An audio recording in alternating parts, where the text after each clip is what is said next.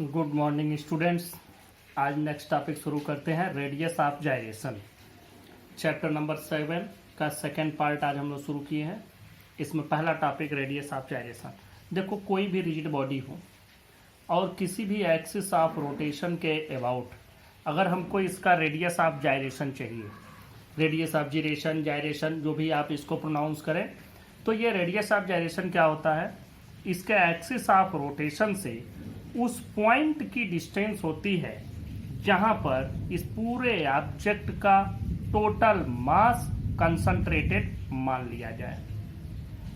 मतलब इसके जिस भी एक्सिस ऑफ रोटेशन के अबाउट आपको पूरे बॉडी का मोमेंट ऑफ जिस भी एक्सिस ऑफ रोटेशन के अबाउट आपको रेडियस ऑफ जायरेशन चाहिए, उस एक्सिस ऑफ रोटेशन से उस पॉइंट की डिस्टेंस, रेडियल डिस्टेंस, जहां whole mass of the body assume to be concentrated, इस पॉइंट को हम लोग कहेंगे। और इसी एक्सिस के अबाउट इस पॉइंट का जो मोमेंट ऑफ इनर्शिया होगा वो वही होगा जो कि इस पूरे बॉडी का मोमेंट ऑफ इनर्शिया मिलता। अब देखो, ये बात कहने से अभी पूरी तरह से स्पष्ट नहीं होगी। मैं इसको पहले ये डेफिनेशन लिख करके मैं आपको इसको डिराइव करके दिखाता हूँ, तभी आपको समझ में आएगा एक्चुअल मीनिंग मैथमेटिकली। ये थोड़ा सा डिफिकल्ट टॉपिक है जो तुरंत नहीं समझ में आती है। जब इसका मैथमेटिकल एक्सप्रेशन आप देखेंगे तभी आपको समझ में आएगा। तो चलते हैं, डेफिनेशन देखें। The radius of gyration of a body about an axis of rotation is defined as the radial distance of a point from the axis of rotation at which, if whole mass of the body is assumed to be concentrated, its moment of inertia about the given axis would be the same as with its actual distribution of mass. पूरी बात आपने सुन ली, मैंने समझा दिया और आपको समझ में भी नहीं आया। अब चलते हैं, आपको हम इसका एक्सप्रेशन दिखाते हैं। ये हमने एक एक्सिस लिया, ये ऑब्जेक्ट ले लिया। इस ऑब्जेक्ट के जो कंस्टिट्यूएंट पार्टिकल्स हैं, m1 एक पार्टिकल हो गया, उसका मास m1, distance r2, m2 distance r2, m3 distance r3, इस तरह से हमको मिला। अब इसकी मोमेंट ऑफ इनर्शिया चाहिए अबाउट दिस एक्सिस, तो क्या होता है? m1 r1 square plus m2 r2 square plus dash dash dash. आप जहां तक इसको ले जाना चाहें वहां तक आप इसको लेके जा सकते हैं, प्लस mn rn स्क्वायर। अब इसमें हम एक कंडीशन मान लेते हैं सिर्फ अपने फार्मूले को डिराइव करने के लिए कि if m1 is equal to m2 is equal to m3 is equal to dash dash dash is equal to m, then क्या हो जाएगा? हमने सबको m मान लिया, तो मोमेंट ऑफ इनर्शिया की वैल्यू हो जाएगी mr1 square plus mr2 square plus dash dash dash mrn square. यहाँ से आपको कुछ नहीं करना है, m कॉमन ले लेना है, r1 square plus r2 square plus rn square. अब देखो, यहाँ पर हमें पूरे बॉडी का मास लेना है, तो m मास के n पार्टिकल हैं इसमें, तो इसमें m इंटू n कर दें तब हमको इसका पूरा मास मिल जाएगा, whole mass of the body. तो इसको बनाने के लिए हम लोग कुछ नहीं करते, m इंटू n कर देते हैं, तो इसमें भी हो जाएगा n, ये डिवाइडेड बाई n हो जाएगा। अब देखो, m इंटू n को हम लोग मान लेते हैं total mass of the body, तो इसको मान लो कैपिटल M, और फिर जो वैल्यू बच गई उसको लिख दो, r1 square plus r2 square plus dash dash dash plus rn square divided by n। ये वैल्यू आपको मिले। अब आप इसमें ध्यान से समझें, हम लोग I equal to capital M तो हमारे पास है ही, इस पूरे को हम मान लेते हैं K, m k स्क्वायर। यही K यहाँ पर क्या हो जाएगा? यही K हो जाएगा रेडियस ऑफ जायरेशन। तो यहाँ से आपको ये रेडियस ऑफ जायरेशन का मतलब समझ में आएगा। तो वेयर पहले कैपिटल M लिख लो, small m into n is equal to whole mass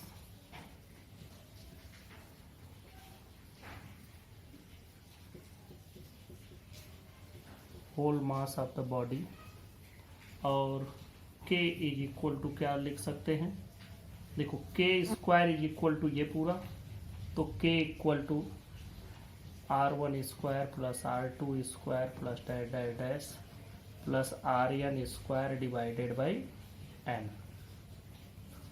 this is the value of k। अब यहाँ से हम लोग क्या इसको समझ सकते हैं, हमारे समझ में आ गया कि यहाँ जो k की वैल्यू है यह एक नई वैल्यू मिली, इसी k की वैल्यू को ही कहा जाता है radius of gyration। This k is known as radius of gyration।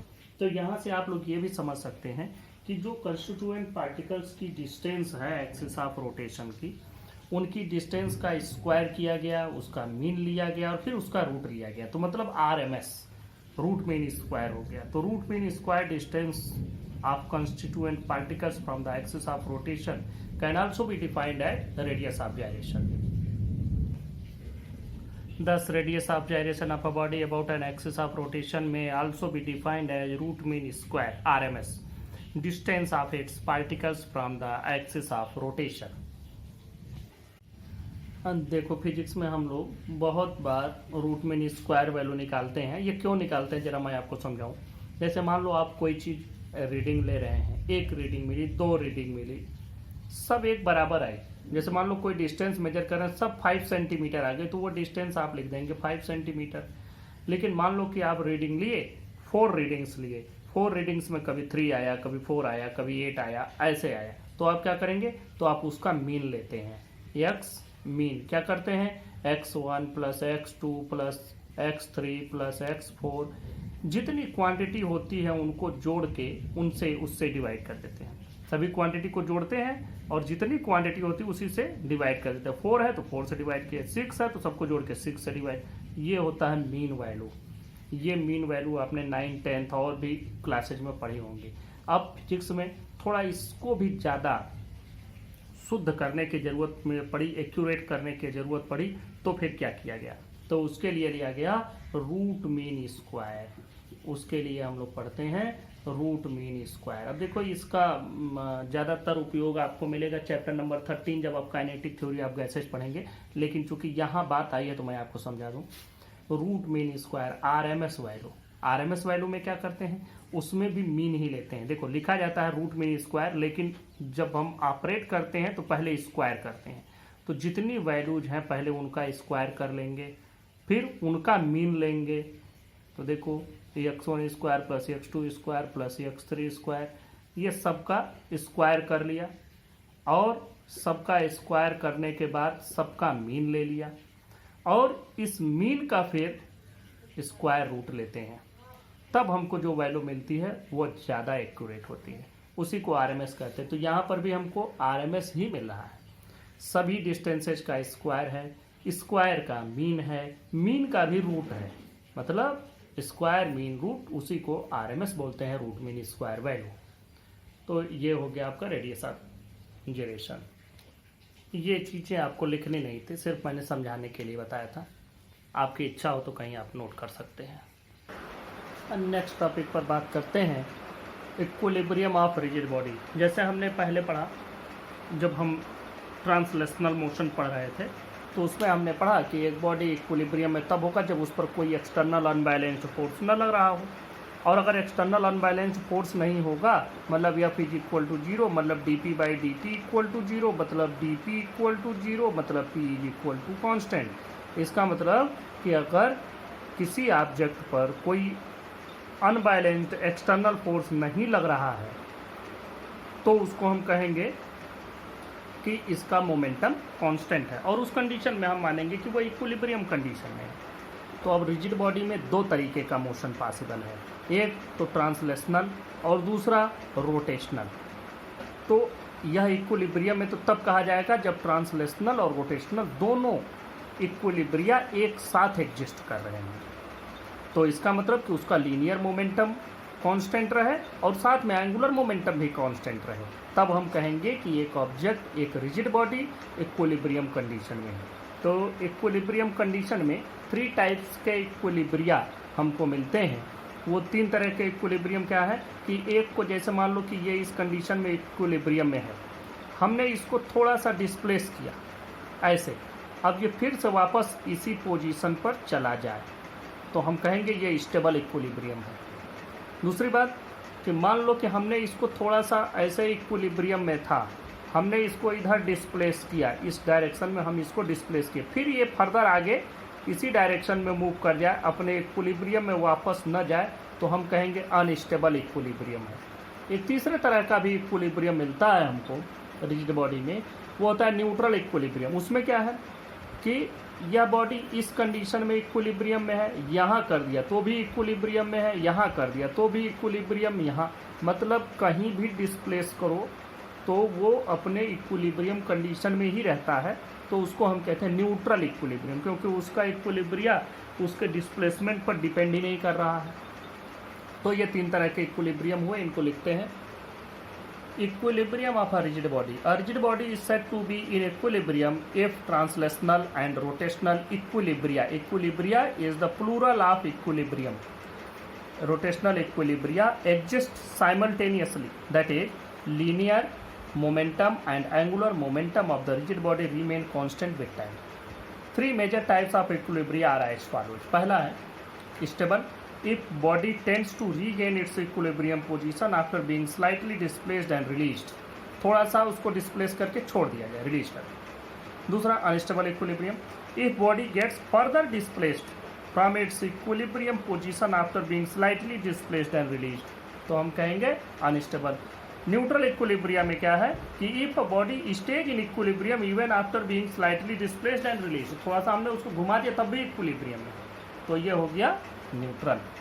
और हमने इसके इक्विलिब्रियम से थोड़ा डिस्प्लेस किया और ये और ज़्यादा डिस्प्लेस हो गया, तो अनस्टेबल इक्विलिब्रियम।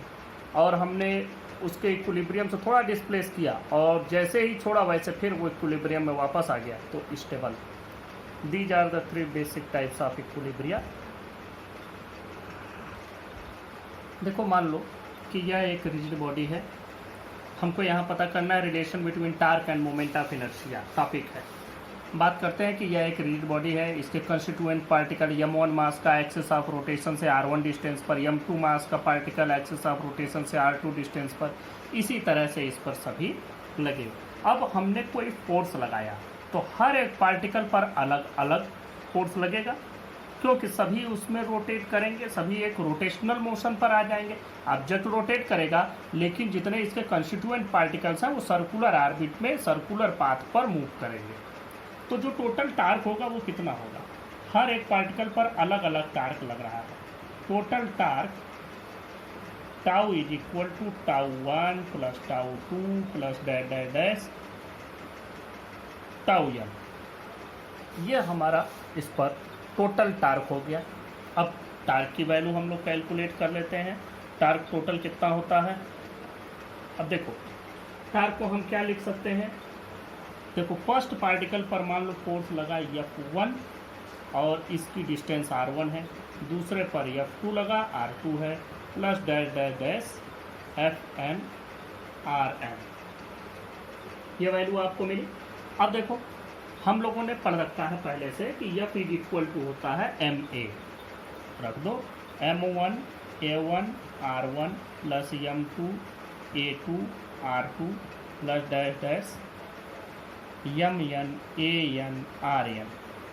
अब बात करते हैं कि जो हमारे पास पार्टिकल्स का मोशन सर्कुलर ऑर्बिट पर हो रहा है, सबका लीनियर डिस्प्लेसमेंट अलग, लीनियर वेलोसिटी अलग, लीनियर एक्सीलरेशन अलग, लेकिन सभी पार्टिकल का angular velocity same, angular acceleration same. तो हम लोग लीनियर और एंगुलर में अभी इसके पहले हम लोगों ने लास्ट टर्म पे पढ़ा था कि a is equal to r alpha होता है। तो यहाँ पर m1 a1 की जगह पर लिख सकते हैं r1 alpha into r1 plus m2 a2 की जगह पर लिख सकते हैं r2 अल्फा, ये r2 रहेगा ही, plus dash dash dash plus mn, ये an की जगह पर हो जाएगा rn अल्फा इंटू rn। अब m1 r1 square alpha plus m2 r2 square alpha plus dash dash dash mn r n square alpha.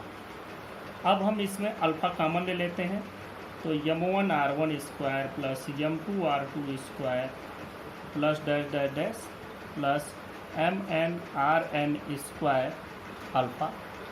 और इस चीज़ को हम लोग लिख सकते हैं sigma mr square into alpha. यहाँ पर आप लिख सकते हैं 1 to n या simple mr square. Sigma mr square क्या होता है? सिग्मा mr स्क्वायर होता है मोमेंट ऑफ इनर्शिया। तो torque is equal to I alpha. अब इस रिलेशन को देखो, इसमें मैंने कुछ लिखा नहीं कि let us consider a rigid body and it's constituent. सब कुछ आपको इसी से समझ में आ जाना चाहिए, सिर्फ आपको ये पता होना चाहिए कैसे हमने किया। अब जरा सा इसमें देखो क्या रिलेशन हमको मिला। जो रिलेशन मिला वो कैसे, हमने फोर्स पढ़ा है, force is equal to M में, ये रिलेशन आपने पढ़ा है। Force is equal to M में एम रिप्रेजेंट करता है इनर्शिया को और ए रिप्रेजेंट करता है एक्सेलरेशन को। तो जब रोटेशनल मोशन में हम आते हैं तो फोर्स की जगह टार्क पढ़ते हैं, इनर्शिया की जगह फोर्स की जगह टार्क या आप कह सकते हैं मोमेंट ऑफ फोर्स। इनर्शिया की जगह हम पढ़ेंगे मोमेंट ऑफ इनर्शिया, एक्सीलरेशन की जगह पढ़ेंगे एंगुलर एक्सीलरेशन। तो फार्मूला बना tau equal to I alpha, और यही सेम हमको यहाँ मिला। नेक्स्ट टॉपिक पर चलते हैं, relation between angular momentum and moment of inertia. फिर हमने वही ऑब्जेक्ट लिया, इसमें particle m1 m2 m3 dash dash dash mn है। डिस्टेंस इनकी एक्सिस ऑफ रोटेशन से r1 r2 रेस्पेक्टिवली rn तक है। अब देखो हमको इस पूरे ऑब्जेक्ट का मोमेंट ऑफ एंगुलर मोमेंटम चाहिए। अब देखो हमें क्या निकालना है ये भी देखो, angular momentum and moment of inertia में रिलेशन। तो पूरे का एंगुलर मोमेंटम क्या होगा, हर एक पार्टिकल कैसे मूव कर रहा है, सर्कुलर पाथ पर मूव कर रहा है, मतलब सबके पास लीनियर मोमेंटम है। सबके लीनियर मोमेंटम के मोमेंट को जोड़ दिया जाए तो हमको मिल जाएगा यहाँ पर sum of moment of linear momentum होगा, sum of moment of linear momentum is equal to. Next topic पर चलते हैं, relation between angular momentum and moment of inertia. इसमें भी हम लोग वही रिजिड बॉडी एक जूम कर लिए, इसका हमने देख लिया कि constituent particle m1 m2 dash dash dash mn मास के हैं, इनकी axis of rotation distance r1 r2 dash dash dash rn तक है। ये एजम्पशन आपको मन करे लिखें, ज़रूरी नहीं है, ये आपने फिगर बना दिया, इतने से समझ में आ गया। अब देखो इसका हमको चाहिए एंगुलर मोमेंटम। एंगुलर मोमेंटम का मतलब मोमेंट ऑफ मोमेंटम को एंगुलर मोमेंटम कहते हैं। जैसे मोमेंट ऑफ फोर्स को टार्क कहते हैं, वैसे मोमेंट ऑफ मोमेंटम को एंगुलर मोमेंटम कहते हैं। तो अब हर एक पार्टिकल जब हम किसी ऑब्जेक्ट को मूव कराते हैं रोटेशनल मोशन में, तो उसका हर एक कंस्टिट्यूएंट पार्टिकल सर्कुलर आर्क पर मूव करता है, सर्कुलर पाथ पर रोटेट करता है। तो जब वो सर्कुलर मोशन में है मतलब उसके पास लीनियर मोमेंटम है, उसी का मोमेंट निकाल करके और सबको ऐड कर देना है। तो देखो क्या लिखा है, angular momentum of whole body about axis of rotation is equal to sum of moment of momentum, sum of moment of linear momentum of all constituent particles. तो ये हम लोग लिखते हैं यल से। अब जरा सा फार्मूला डिराइव करने के पहले मैं आपको बता दूं क्या आता है। Linear momentum P is equal to पढ़ा है आपने एम भी, यहाँ यल है।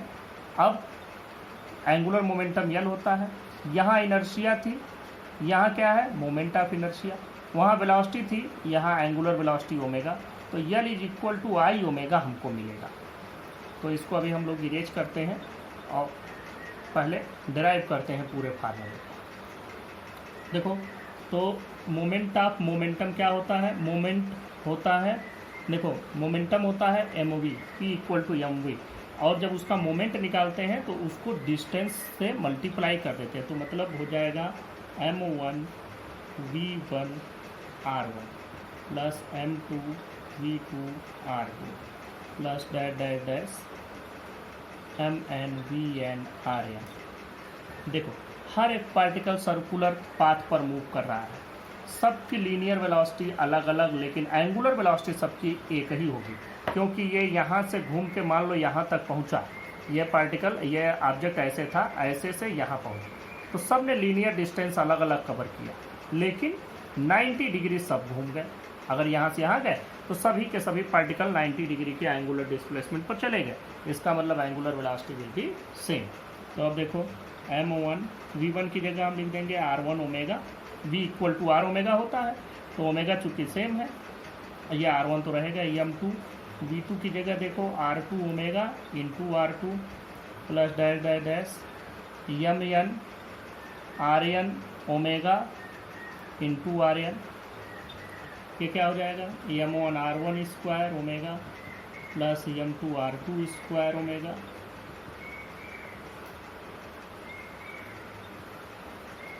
अब देखो यहाँ से कॉमन ले लो, m1 r1 square plus m2 r2 square plus dash dash dash plus mn rn square into omega. अब ये कितना बन जाएगा, ये बन जाएगा सिग्मा एम आर स्क्वायर और into omega. Sigma M R square को कहते हैं मोमेंट ऑफ इनर्शिया आई। तो मतलब L is equal to formula बना हमारा L is equal to I omega. This is the relation between angular momentum and moment of inertia. Next topic पर चलते हैं, relation between rotational kinetic energy and moment of inertia. फिर वही object rigid body जिसमें constituent particles of mass है m1 m2 ये dash dash dash mn, distance इनकी axis of rotation से r1 r2 dash dash dash rn। अब हमको क्या करना है, इसकी पूरे की काइनेटिक एनर्जी चाहिए। जब यह रोटेट करेगा रिजिड बॉडी तो इसके जितने भी पार्टिकल्स हैं कॉन्स्टिट्यूएंट पार्टिकल्स वो सर्कुलर ऑर्बिट पर रोटेट करेंगे, सर्कुलर पाथ में रोटेट करेंगे और इनकी हर एक पार्टिकल के काइनेटिक एनर्जी को सम कर दिया जाए तो पूरे ऑब्जेक्ट की काइनेटिक एनर्जी मिल जाएगी। तो हमने लिखा kinetic energy of whole body is equal to sum of kinetic energy of all constituent particles. अब देखते हैं ये काइनेटिक एनर्जी को हम k लिखते हैं, k इज इक्वल टू, देखो पहले समझ लो क्या आएगा फार्मूला। लीनियर मोशन में हमने पढ़ा हाफ mv स्क्वायर, यहाँ क्या पढ़ेंगे, वहाँ इनर्शिया यहाँ मोमेंट ऑफ इनर्शिया, वहाँ लीनियर वेलोसिटी यहाँ एंगुलर वेलोसिटी। तो ये फार्मूला आएगा। मैं आपको सभी फार्मूले जितने भी हैं एक दूसरे से कंपेयर करके समझाते चल रहा हूँ जिससे आप ये जानते रहें क्या होगा क्या आएगा। और दोनों मोशन में कभी फार्मूला कोई न याद आए तो आप लीनियर वाले से ही फार्मूला बना सकते हैं। Sum of kinetic energy half m1 v1 square plus half m2 v2 square plus dash dash dash plus half mn vn square. देखो सबका लीनियर वेलोसिटी अलग लेकिन एंगुलर वेलोसिटी सेम। तो हाफ m1 हाफ कॉमन ले लो, m1 v1 square की जगह पर क्या लिख देंगे r1 omega whole square plus m2 r2 omega whole square plus mn rn omega whole square, ये वैल्यू है। अब देखो half m1 r1 square omega square plus m2 r2 square omega square plus dash dash dash plus mn rn square omega square 1/2, ये common ले लो m1 r1 square plus m2 r2 square plus dash dash dash omega square. अब ये देखो 1/2, इसको हम क्या कहेंगे sigma M R square omega square 1/2 I omega square. Sigma M R square का मतलब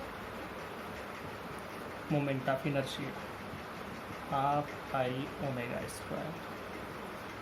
ये थ्री रिलेशंस बिल्कुल आसपास थे इसलिए मैंने एक साथ इनको बताया और ये तीनों इम्पॉर्टेंट भी है, आसान भी है, समझ में आने वाले भी है।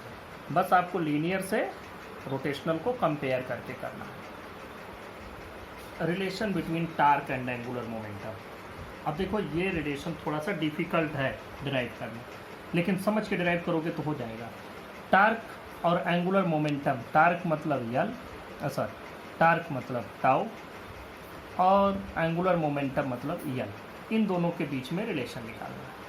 अब सोच करके देखो कि हम लोग जब लीनियर मोशन पढ़ते थे, ट्रांसलेशनल मोशन पढ़ते थे, तो टार्क की जगह लिखते थे फोर्स, और इसकी जगह पर एंगुलर मोमेंटम की जगह लिखते थे लीनियर मोमेंटम। और इन दोनों के बीच में क्या रिलेशन होता था, F is equal to dp/dt, Newton second law of motion याद करो कि force applied is equal to rate of change of momentum, यह रिलेशन बनता था। तो यहाँ क्या रिलेशन आएगा, यहाँ भी वही आएगा, tau is equal to dl/dt। इसको करने के हमारे पास दो तरीके हैं, तो शुरू करते हैं फर्स्ट मेथड से। वी नो दैट, अब जो बताएंगे वो सब आप जानते हैं। Torque is equal to I alpha, अभी हमने डिराइव किया। F is equal to M में से torque is equal to I alpha, ये मालूम है। अल्फा को क्या लिख सकते हैं, rate of change of angular velocity, मतलब I D omega by D T. दूसरा आपने एक फार्मूला अभी और डिराइव किया, वो फार्मूला क्या डिराइव किया, L is equal to I omega, L is equal to I omega. अब अगर हम इसको दोनों तरफ टाइम के रेस्पेक्ट में डिफ्रेंशिएट करें तो क्या मिलेगा, D L by D T is equal to I D omega by D T. अब आई तो चेंज नहीं होगा, यही चेंज होगा।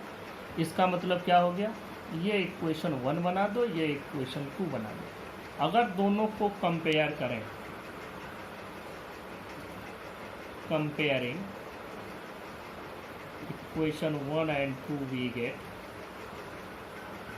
क्या मिलेगा, यहाँ पर टार्क की वैल्यू क्या मिली आपको, आई D omega by D T, और यहाँ पर आपको क्या मिली टार्क की वैल्यू, वही चीज़ यहाँ एंगुलर मोमेंटम की वैल्यू भी उसी के बराबर आ गई। इसका मतलब कि torque can be written at rate of change of angular momentum.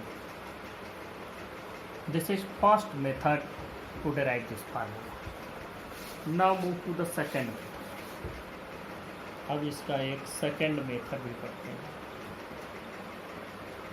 ये सेकेंड मेथड भी देखो आसान है। सेकेंड मेथड है कि हम लोगों ने पढ़ा है L is equal to R cross P in the vector form. Vector form में आप लोगों ने ये पढ़ा है। अब डिफरेंशिएट कर दो, डिफरेंशिएटिंग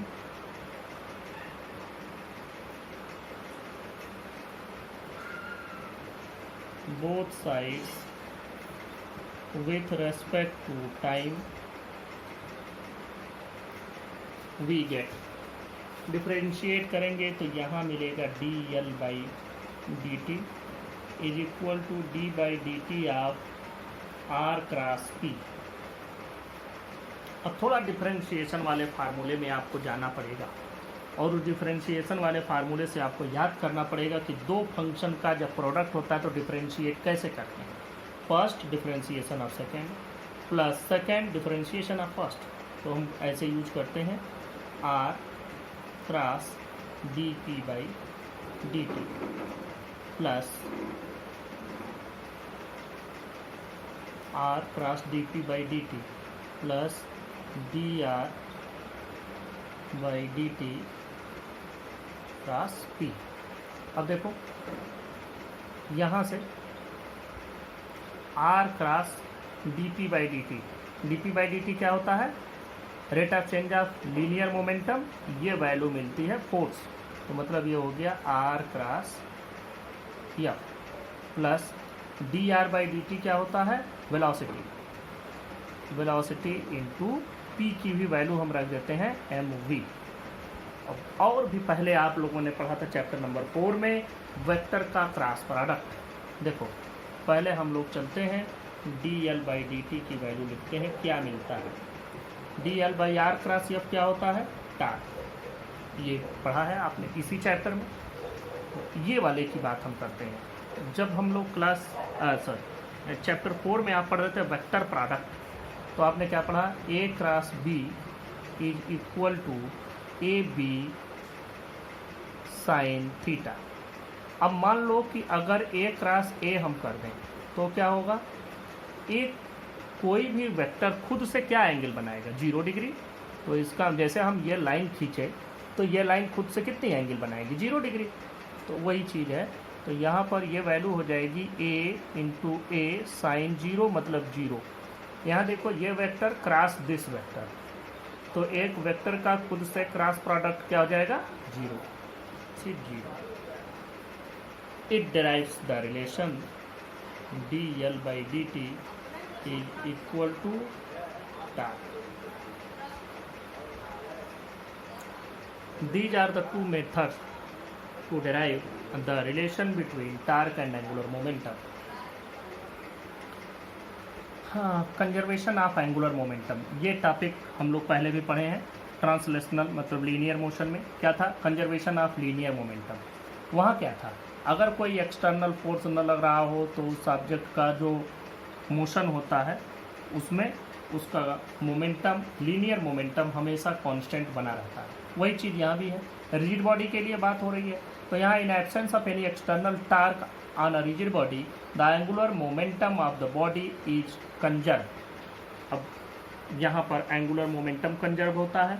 तो अब बात करते हैं कि अगर कोई एक्सटर्नल टार्क नहीं लगा है तो क्या होगा। Torque is equal to 0, it implies, अभी हमने रिलेशन डिराइव किया, it is torque can be written as rate of change of angular momentum, ये 0। और इसका क्या मतलब कि चेंज इन एंगुलर मोमेंटम 0। इसका मतलब कि angular momentum is constant. Angular momentum constant का मतलब क्या हो गया कि आई ओमेगा इज कांस्टेंट। और इसका भी मतलब समझो, इसका मतलब कि I1 omega 1 is equal to I2 omega. अब यहाँ से कभी अगर आप लोग सर्कस देखने गए हो तो देखे होंगे एक टर्न टेबल होता है, उस पर एक लड़का खड़ा है और उसने अपने हाथ दोनों फैला रखे हैं ऐसे बाहर की ओर, पूरा हाथ फैलाए हुए। तो क्या है, वो घूम रहा है उस पर। फिर उसने अपने हाथ मोड़ लिए, अपने चेस्ट के पास कर लिया हाथ दोनों, और हाथों में कुछ लिया भी है, कुछ वेट लिए है। जैसे ही वो इधर करता वैसे उसकी स्पीड घूमने की बढ़ जाती है। टर्न टेबल ये लगभग आप देखेंगे हर सर्कस में ये दिखाया जाता था। अब तो सर्कस का ज़माना ख़त्म हो गया। फिर हाँ, ऐसा क्या होता था, वहाँ हम लोग क्या करते थे कि जब उस लड़के ने हाथ अपने मोड़ लिए तो उसकी मोमेंट ऑफ इनर्शिया जो थी वो घट गई। और अगर मोमेंट ऑफ इनर्शिया घट गई तो फिर क्या होगा, एंगुलर मोमेंटम बढ़ जाएगा, एंगुलर वेलोसिटी बढ़ जाएगी। एंगुलर वेलोसिटी इसलिए बढ़ जाएगी क्योंकि एंगुलर मोमेंटम को कांस्टेंट रहना है।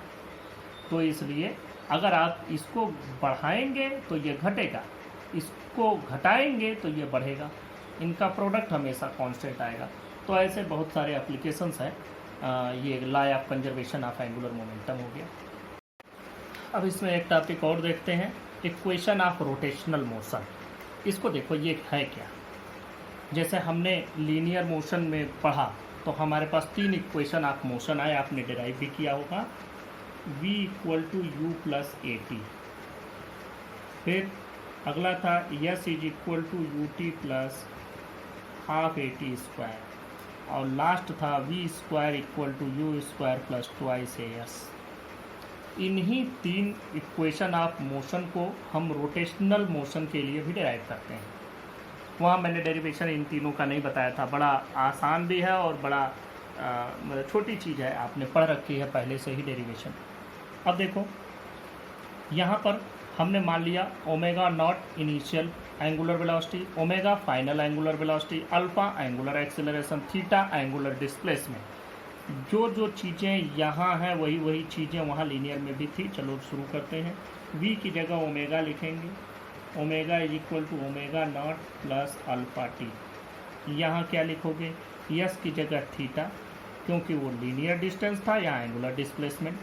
यू टी मतलब omega naught T plus half alpha T square. यहाँ आओ, omega square equal to omega naught square plus 2 alpha theta. ये हो गए आपके 3 इक्वेशंस ऑफ रोटेशनल मोशन। अब ये तीनों इक्वेशन ऑफ रोटेशनल मोशन को हम लोग डिराइव भी कर लेते हैं। तो we move to the first. देखो ये सभी के सभी डेरिवेशन कैलकुलस से होंगे। कैलकुलस मैंने आपको पढ़ा दिया है।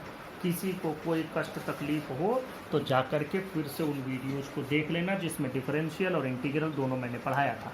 यहाँ इंटीग्रल का ही पूरा ज़्यादा प्रयोग है। देखो हम जानते हैं, पहले का डेरिवेशन बता रहे हैं। अल्फा इज इक्वल टू क्या होता है, rate of change of angular velocity D omega by D T. तो डी ओमेगा की वैल्यू यहाँ से क्या मिलेगी, D omega is equal to हो जाएगा अल्फा डी टी। अब देखो हमको इसे क्या करना है, हमको इसको पूरा ले आना है। ओमेगा की वैल्यू हमको पता करनी है।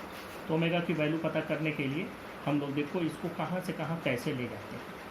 अब देखो at T is equal to zero, T equal to zero पर ओमेगा की वैल्यू क्या थी, ओमेगा नॉट, मतलब इनिशियल वेलोसिटी थी।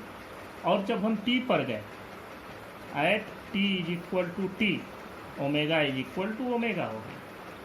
तो अब इंटीग्रेट कर दो इसी इक्वेशन को, कहाँ से कहाँ तक। देखो ये डी ओमेगा कहाँ से कहाँ गया, ओमेगा नॉट से ओमेगा पर पहुँचा है, और is equal to alpha D T.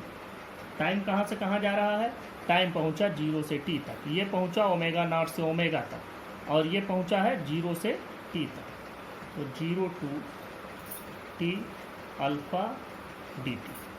अब देखो यहाँ डी ओमेगा और कुछ नहीं है।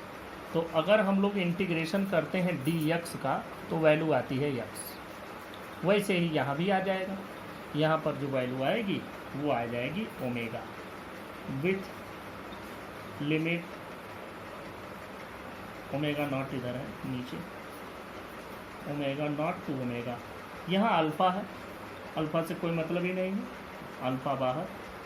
और यहाँ पर भी आपको वैल्यू मिलेगी टी। वैल्यू कहाँ से कहाँ तक, जीरो से टी। इसको आप वैल्यू पुटअप करिए। देखो यहाँ पर पहले अपर लिमिट मतलब omega minus lower limit omega naught is equal to alpha, इसमें रखेंगे एक पर टी माइनस जीरो। यहाँ से क्या मिला, omega minus omega naught is equal to alpha T. तो पूरी वैल्यू क्या आएगी, omega is equal to omega naught plus alpha T. This is the first equation. आप मिला भी लें first equation, omega is equal to omega naught plus alpha T, omega equal to omega naught plus alpha T. ना move to the second. देखो second वाले में equation है theta, theta से लेकर के चलना है। थीटा ओमेगा के बीच का रिलेशन है। देखो omega is equal to angular velocity की वैल्यू क्या होती है, D theta by D T, rate of change of angular displacement. मतलब क्या कि D theta is equal to omega D T. ये वैल्यू मिल गई। अब आप जान रहे हैं क्या, at T is equal to zero, omega की वैल्यू क्या होती है, ओमेगा से नहीं, आज इसमें तो थीटा से हमें लेकर के चलना है। At T is equal to zero, यहाँ पर हमको मिलता है थीटा की वैल्यू जीरो, क्योंकि कोई डिस्प्लेसमेंट नहीं था। और at T is equal to T, theta is equal to theta, मतलब टाइम पहुँचा जीरो से टी और एंगुलर डिस्प्लेसमेंट पहुँचा जीरो से थीटा। इंटीग्रेट कर दो, यहाँ जीरो से theta D theta is equal to zero से टी तक ओमेगा डी टी। अब देखो ओमेगा की वैल्यू अभी हमने कैलकुलेट की, और ओमेगा की वैल्यू क्या है, omega naught plus alpha T. ये वैल्यू आप रख दीजिए, ये जीरो से T omega naught plus alpha T D T. अब इसको थोड़ा सा और आगे हम लोग बढ़ाते हैं। देखो यहाँ से हो जाएगा जीरो टू टी, ये ओमेगा नॉट बाहर हो जाएगा, और ओनली डी टी प्लस यहाँ अल्फ़ा बाहर हो जाएगा, जीरो टू टी, और ये टी डी टी, बस डी टी से इसमें मल्टीप्लाई। अब देखो ये तो वैल्यू हो जाएगी थीटा, और कहाँ जीरो से लेकर के थीटा तक। अब ओमेगा नॉट इंटू टी, और ये आ जाएगा 0 से टी, प्लस अल्फ़ा, इसका इंटीग्रेशन होगा टी स्क्वायर बाई 2, 0 से टी। वैल्यू आप पुटअप कर दें, यहाँ देखो ओमेगा नॉट, ये हो जाएगा टी माइनस 0 प्लस अल्फ़ा, और ये हो जाएगा टी स्क्वायर बाई 2 माइनस 0, ये टी स्क्वायर बाई 2 हो जाएगा। यहाँ पर भी वैल्यू रख दो, theta minus 0 is equal to omega naught T plus alpha T square by 2। इसका मतलब आपको क्या मिला, theta is equal to omega naught T plus alpha T square by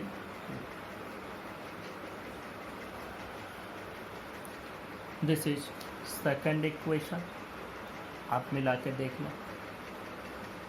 now move to the third equation में हमको omega, alpha और theta में relation बनाना है। आप ध्यान दें, ओमेगा, अल्फ़ा और थीटा में रिलेशन बनाना है, तो हम इसको लेकर के चलेंगे alpha is equal to D omega by D T से। लेकिन अब इसमें हमको थीटा भी इंक्लूड करना है, तो हम इसी को क्या करेंगे, D omega by D theta कर देंगे। डी थीटा से डिवाइड किया, डी थीटा से मल्टीप्लाई कर दिया, और डी टी तो यहाँ है ही। अब देखो, ये D theta by D T क्या हो जाता है, omega. D theta by D T हो जाता है ओमेगा, तो D omega by D theta into omega. अब हम लोग यहाँ से क्या पाते हैं, जरा देखो, यहाँ से alpha D theta is equal to omega D omega, ये वैल्यू हमको मिली। अब देखो, थीटा और ओमेगा और अल्फ़ा, इन तीनों का थीटा, ओमेगा और टाइम में देखते हैं रिलेशन।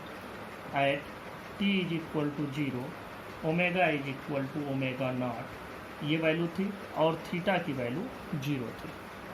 और जब टी इक्वल टू टी पर पहुँचे हैं तो ओमेगा की वैल्यू ओमेगा हो गई है और थीटा की वैल्यू थीटा हो गई है। तो अब हम लोग इनको इंटीग्रेट करते हैं।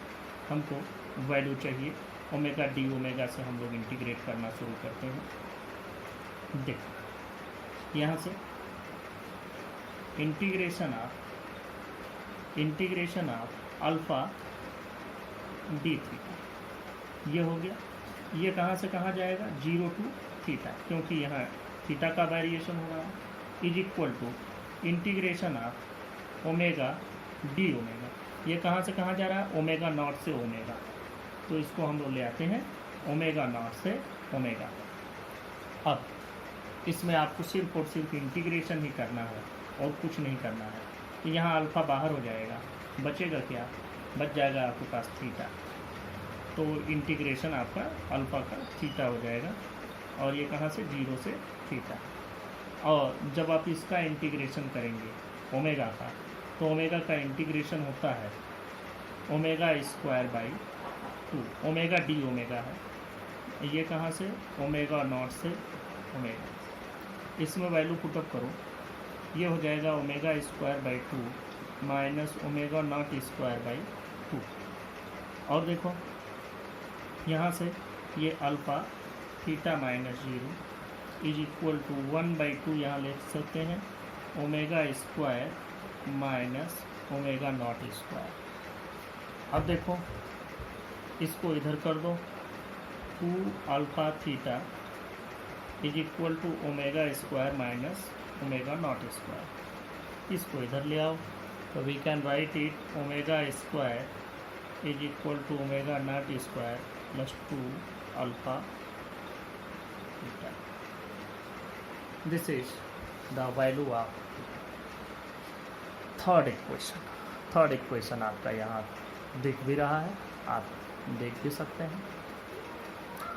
इस तरीके से यह हमारा ये चैप्टर पूरा कंप्लीट होता है। कुछ एक टॉपिक इसके छूटते हैं, वो टॉपिक मैं आपको आगे कभी बता दूंगा। इसके बाद हम लोग न्यूमेरिकल क्वेश्चंस देखेंगे। ये चैप्टर ख़त्म हुआ, ध्यान से आप लोग इसको देख लीजिएगा। इसमें एक टॉपिक और बच जाता, उसको भी डिस्कस कर लेते, तब मैं आपको इसकी एंडिंग डिक्लेयर करूँ। आप लोग एक चीज़ ये समझना है कि व्हाट इज़ द क्रोनोलॉजी, आपको समझ लेना है कि इनमें जो रिलेशन है वो ज़रा सा समझ लें, एक साथ एक जगह पर जो लीनियर और एंगुलर मोशन का रिलेशन है। ये देख लें, analogy between translational and rotational motions. इसमें देखो मैंने लीनियर मोशन का इधर लिखा है और रोटेशनल मोशन का एरो के बाद लिखा है। देखो यहाँ डिस्प्लेसमेंट, वहाँ angular displacement theta, velocity v, angular velocity omega, और इसके रिलेशन क्या है v equal to R omega. Acceleration A, angular acceleration alpha, और रिलेशन है a equal to R alpha. Force F है, यहाँ मोमेंट ऑफ फोर्स या टार्क कहते हैं, tau equal to R cross F लिखते हैं। यहाँ मास, इसी को इनर्शिया बोलते हैं, वहाँ मोमेंट ऑफ इनर्शिया होती है I equal to M are square. यहाँ लीनियर मोमेंटम, यहाँ एंगुलर मोमेंटम, ये P equal to M V, ये L equal to I omega, क्योंकि P की जगह L, M की जगह I, V की जगह omega. Linear kinetic energy half M V square, तो rotational kinetic energy half I omega square. Work यहाँ फोर्स इंटू डिस्प्लेसमेंट, फोर्स की जगह यहाँ टार्क और डिस्प्लेसमेंट की जगह एंगुलर डिस्प्लेसमेंट थीटा। इस तरह से ये चैप्टर आपका कंप्लीट हुआ। From the next lecture we will discuss numerical of this chapter. Thank you.